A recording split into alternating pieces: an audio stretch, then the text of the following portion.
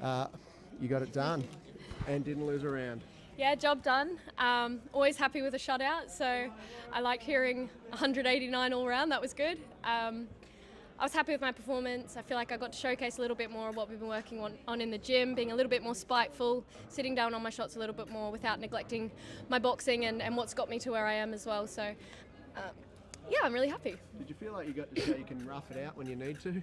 Yeah, I feel like we've been working on that, and I got to showcase it a little bit. The clinches were a little bit messy, and it got broken up quick, but it's a work in progress. But yeah, I think we're getting there. She was tough.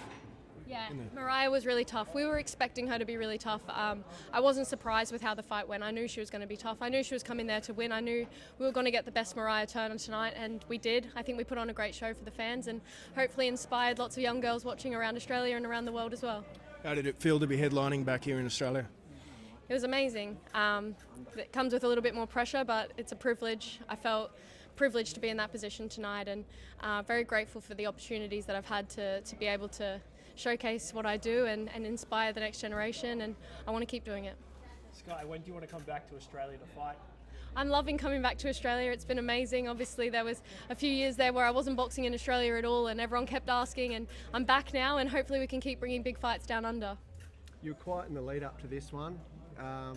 Was that to do with this fight, thinking a lot about it and just making sure you got to do the job that you did? Of course. We knew there was going to be big fights on the horizon, but those big fights don't happen if I didn't get the job done tonight. So I had to have full focus on tonight. I knew Mariah wasn't going to be a pushover. I knew she was going to be a tough girl. I knew I was in for a real fight. So there was no point talking about those big fights. Obviously, I'm asked about it in interviews. So people see little clips and it's like, oh, she's overlooking Mariah. I was never overlooking Mariah. She's been my full focus for 10 weeks since this fight was made. And now we can look at those big fights. I want the big fights. I want to be in super fights. I want to be headlining. So I'm very happy to be here.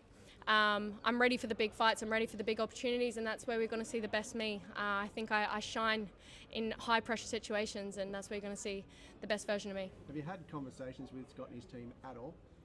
I haven't personally. I think there has been discussions with the teams. From what I'm hearing, she's quite adamant about moving up to 126.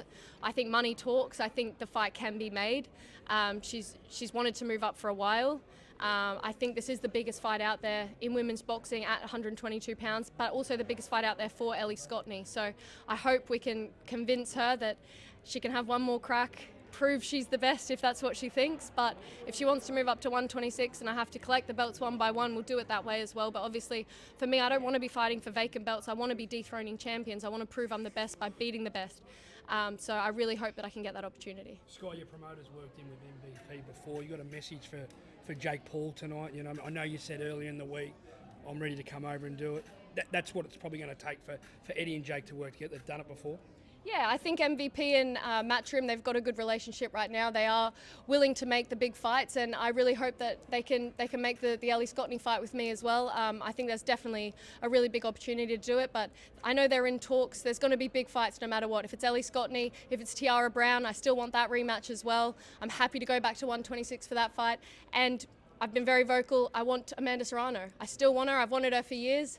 Any of those three fights have to happen in 2026. What about Shanika? I love Shanika.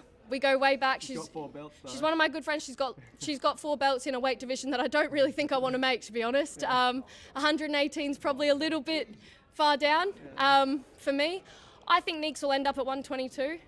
I don't think she'll stay at 118 forever. I think there could be a big super fight there if that's what the fans wanted. But you're never going to catch me calling out Shanika Johnson. She's one of my good friends. Good friends. We go way, way back. So I think there's been a lot of talk, a lot of other people saying they want that fight. I'm not calling out Shanika Johnson. How do you reckon you match up with Scotney? I believe I beat Ellie Scotney. I don't believe she beats me in any department. She might try and make it a rough, horrible fight. She can't outbox me, but I believe I can fight with her as well. I think she knows it too. And if the fight doesn't happen, I think that's why. What's your message to her? I've said it many times tonight, I'll say it again. Give the fans what they want. Let's prove who's the best 122 pounder in the division.